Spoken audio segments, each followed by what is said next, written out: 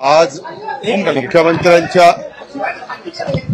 मुख्यमंत्र्यांच्या अध्यक्षतेखाली बिबट्याचा खूप मोठ्या प्रमाणावर जो काही एकंदरीत संख्या वाढलेली आहे आणि अनेक लोकांचे जीव गेलेले आहेत, मुलांचे गेलेत, मुलींचे गेलेत आणि खूप भीतीचं वातावरण विशेषतः महाराष्ट्रातल्या अनेक भागात नावच घ्यायची म्हटलं तर पुणे जिल्हा, अहिल्यानगर जिल्हा, नाशिक जिल्हा, कोकणचा आपला रत्नागिरी आणि तिकडचाही काही भाग असा वेगवेगळ्या भागामध्ये जिकडं बिबट्यांची संख्या वाढतीये.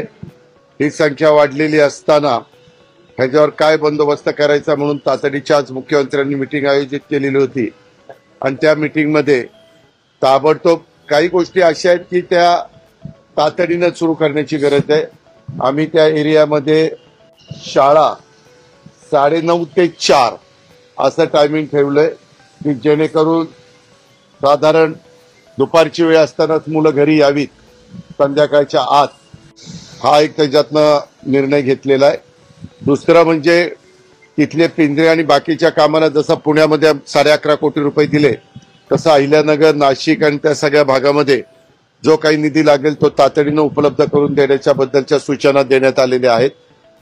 याबद्दल तिथले एसपी, पुण्याच्या जवळचे सीपी यांनी पण गस्त वाढवावी अशाही पद्धतीच्या सूचना आजच्या मीटिंगमध्ये देण्यात आलेल्या आहेत. केंद्र सरकारशी बोलून त्यांना जे काही बिबटे पकडायचे वनताराला पण विनंती केलेली आहे की आम्ही इकडे बिबटे पकडून तुमच्याकडे काही पाठवतो, परंतु त्यांच्याकडे इतके बिबटे सामावून ते घेऊ शकणार नाही. म्हणून जुन्नरच्या परिसरामध्ये माणिकडोहला एक बिबट्यांचं केंद्र निर्माण केलेलं आहे.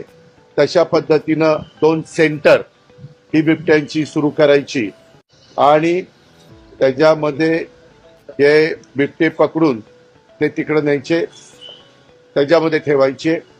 दुसरी गोष्ट, फॉरेस्ट डिपार्टमेंटला विचारून जे नरभक्षक आहेत ते बिबट्यांना गोळी घालण्याची परवानगी घ्यायची आणि काहींना परवानगी दिलेली आहे. तशा पद्धतीनं त्यांचा बंदोबस्त केलेला आहे.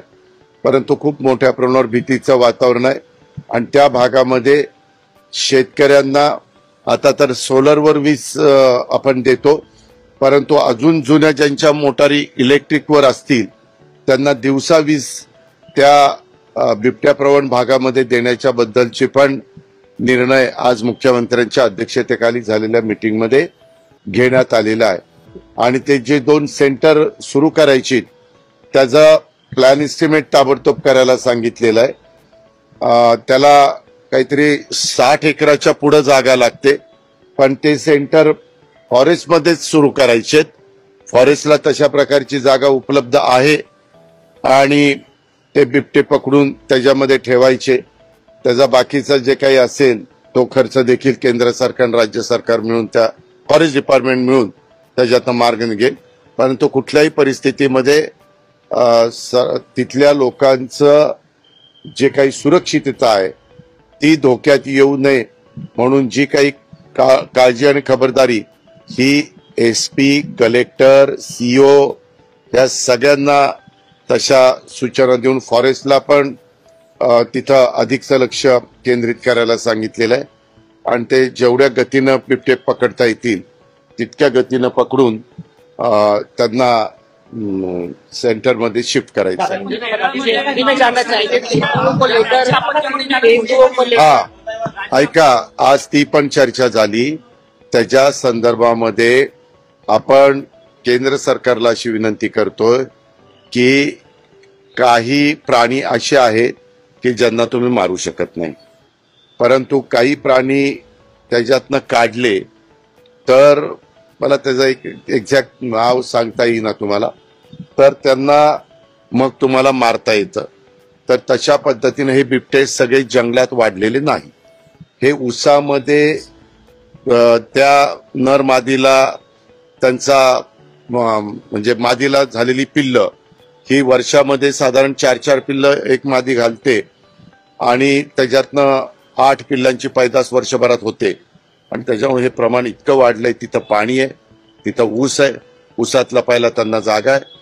आज फॉरेस्ट डिपार्टमेंटचे लोक असे सांगत होते की हे बिबटे जंगलातले बिबटे नाहीयेत, त्यांची मुळातच पैदास ही ऊसाच्या शेतामध्ये झालेली आहे आणि त्यांचं वावरणं त्याच परिसरामध्ये असल्यामुळं आता त्या भागातले कुत्री असतील किंवा जे काही त्यांचं अन्न आहे तशा प्रकारचे प्राणी तिथले संपलेले असल्यामुळं ते बाहेर येऊन कुठं शेळीवर हल्ला कर, वासरावर हल्ला कर, इथं कुत्र्यांच्यावर हल्ला कर, अशा प्रकारचं त्यांचं हे सगळं चाललेलं आहे.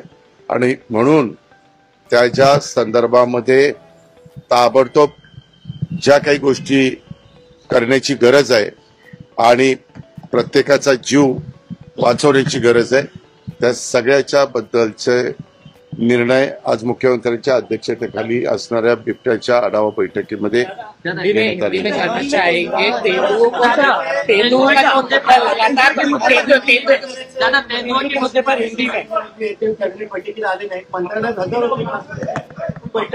नाही, मला त्याच्याबद्दल काय माहिती नाही, मला ते जाणवलं पण नाही, कारण मी एकनाथराव, देवेंद्रजी आणि CS असं बसतो आणि मला असं वाटलं, कारण आमचे पण मकरंदाबा पाटील नव्हते, दत्ताभाऊ भरणे नव्हते, मुश्रीफ साहेब पण लवकर निघून गेले कारण त्यांना जायचं होतं. तर माझा असा समज झाला की आज छाननी आहे, म्हणजे ह्याची अर्जांची 288 नगरपालिका आणि नगरपंचायतीची, आणि त्या छाननीमुळं संख्या रोडवली का काय असा माझा अंदाज होता, म्हणजे मला वाटत होतं. परंतु नंतरच्या काळामध्ये मी त्या मीटिंगमधनं इकडं निघून आलो आणि नंतर काही पत्रकार मित्रांनीच मला ते विचारलं की असं काही झालंय का, पण मला खरोखरीच आतमध्ये असं काही जाणवलं नाही. तर मी लगेच एकनाथरावनं विचारलं असतं की एकनाथराव, म्हणजे मी त्या अँगलने कधी बघितलं पण नाही, कारण सगळे असे वेगवेगळ्या त्यांच्या प्रोटोकॉल प्रमाणे जागा ठरलेल्या असतात आणि त्या पद्धतीने आम्ही बसलो. मित्र पक्षांकडून एकमेकांकडे घेतलेल्या नगरसेवकांकडून त्याच्यामध्ये नाराजी नाट्य रंगलेलं आहे. ऐका, आमच्याकडून तुमचे माजी आमदार फोडले गेले. एक मिनिट, प्रत्येक जण आपापला पक्ष वाढवण्याचा प्रयत्न करत असतो आणि निवडणुकीच्या काळात हे प्रमाण मोठ्या प्रमाणावर वाढतं, तिकीट देण्याच्या निमित्तानं वाढतं, अध्यक्षाची उमेदवारी देण्याच्या निमित्तानं वाढतं आणि त्याच्यातून आज मुख्यमंत्री आणि एकनाथराव शिंदे साहेब आणि बाकीचे सहकारी, मी तिथं नव्हतो पण बसले होते अशी नंतरची मला माहिती, कारण आज आमचे पायाभूत सुविधेची पण मीटिंग होती, आमची ते बिबट्याच्या बद्दलची पण बैठक होती, बरेच आमदार VC वर पण जॉईन झालेले होते, त्या वेगवेगळ्या जिल्ह्यातले सगळे अधिकारी वर्ग पण तिथं हजर होता, पण त्याच्या संदर्भातली बैठक काहीतरी झाली असं माझ्या काल. नवीन घडामोडी पाहण्यासाठी आजच आम्ही मुंबईकर 24 तासला लाईक करा, सबस्क्राईब करा आणि अपडेट रहा.